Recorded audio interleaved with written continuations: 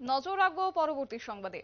নির্বাচনী দিনক্ষণ ঘোষণা করা হয়েছে 16ই মার্চ এবং সেক্ষেত্রে জাতীয় নির্বাচন কমিশনের তরফ থেকে স্পষ্টত বলে দেওয়া হয়েছে যেন দেশে সুষ্ঠুভাবে নির্বাচন করা হয় এবং সেই লক্ষ্যকে এবার নির্বাচনী তৎপরতা ইতিমধ্যে শুরু করা হয়েছে এবং কার্যত আজ মনোনয়ন জমা দেওয়ার প্রথম দিন এবং প্রথম দিনে দাঁড়িয়ে ইতিমধ্যেই নির্বাচন কমিশনের তরফ থেকে অ্যালার্ট জারি করা হয়েছে।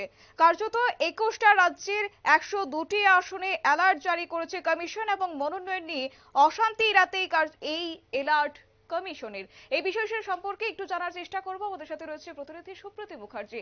সুপ্রীতি, আজ মনোনয়ন জমা দেওয়ার প্রথম দিন এবং প্রথম দিনে দাঁড়িয়ে 21টা রাজ্যে অ্যালার্ট জারি করা হয়েছে। কোন কোন রাজ্য রয়েছে যদি একটু বলো।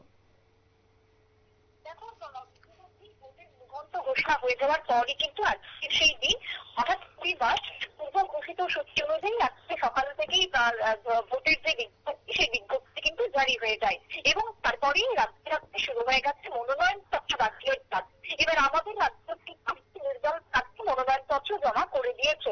এখনো পর্যন্ত বহু দল রয়েছে, নির্দল থেকে শুরু করে নতুন নতুন আঞ্চলিক দল রয়েছে, বা আমরা যদি শাসক দলেরও কথা বলি, সাতটানগরের ক্ষেত্রে তারাও কিন্তু এখনো প্রার্থীর নাম প্রকাশ করেনি।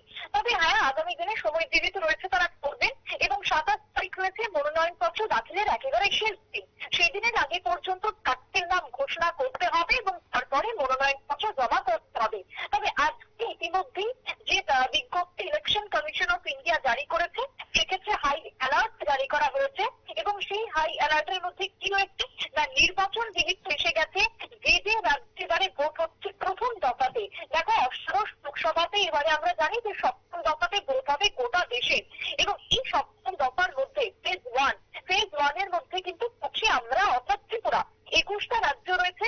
21টা রাজ্যের 102টি আসন রয়েছে, যে 102 আসনে এবারে প্রথম ফেজে ভোট হতে চলেছে। তার মধ্যে পশ্চিম ত্রিপুরা লোকসভা আসন অন্যতম।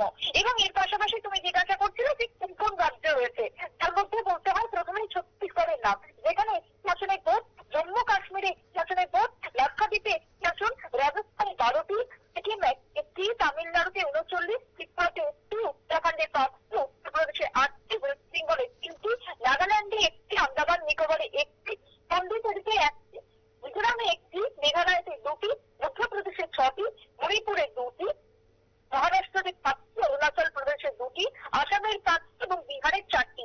এই যে 21টা রাজ্যের কথা বললাম, এই 21টা রাজ্যে 19 এপ্রিল, অর্থাৎ প্রথম দফাতে ভোট হতে চলেছে 19 এপ্রিল এবং তার জন্য মনোনয়ন পত্র জমা 27 তারিখের মধ্যেই করে ফেলতে হবে।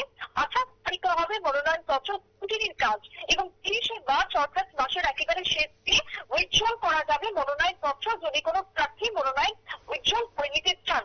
অন্যদিকে 17ই মার্চ, অর্থাৎ এই মাসের 17ই মার্চ পর্যন্ত প্রার্থীরা সড়ক প্রচার করতে পারবে, অর্থাৎ 48 ঘন্টার পরে আর সড়ক প্রচার করা যায় না।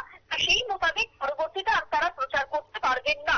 19 তারিখের ভোটের জন্য গোটা দেশবাসী যাতে প্রস্তুত হয়ে যান এবং তার সঙ্গে রাজ্যের যে যে রাজ্যে ভোট হয়েছে প্রতিটা রাজ্য যাতে একেবারে অ্যালার্ট হয়ে যান, সেই জন্যই এই হাই অ্যালার্ট রাজ্যত পক্ষে জারি করা হয়েছে এবং তার একটি মেসেজ দিয়েছে যে filing of nomination in the first phase of general election 2024 began this morning after is a issue gazetted notification for phase 1, অর্থাৎ gazetted notification শুরু হওয়ার পরই নমিনেশন ফাইলিং শুরু হয়ে গেছে সকাল থেকে এবং এই রাজ্যগুলি যাতে অ্যালার্ট হয়ে যান সেই কথাই কিন্তু ইলেকশন কমিশন অফ ইন্ডিয়ার chief election commissioner Rajiv Kumar তিনি একটি বিবৃতিতে জানিয়ে দিয়েছেন।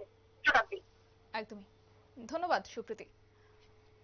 কথা বলছিলাম আমাদের প্রতিনিধি সুপ্রীতি মুখার্জির সাথে এবং এক্ষেত্রে মনোনয়ন জমা দেওয়ার শেষ দিন আর 27 তারিখ এবং এক্ষেত্রে আজ প্রথম দিন যেহেতু এবং প্রথম দিনে দাঁড়িয়ে 21টি রাজ্যে ইতিমধ্যেই সতর্কতা বা অ্যালার্ট জারি করা হয়েছে নির্বাচন কমিশনের তরফ থেকে। নিয়ে নিচ্ছে ছোট একটি বিজ্ঞাপন বিরতি, সঙ্গে থাকুন।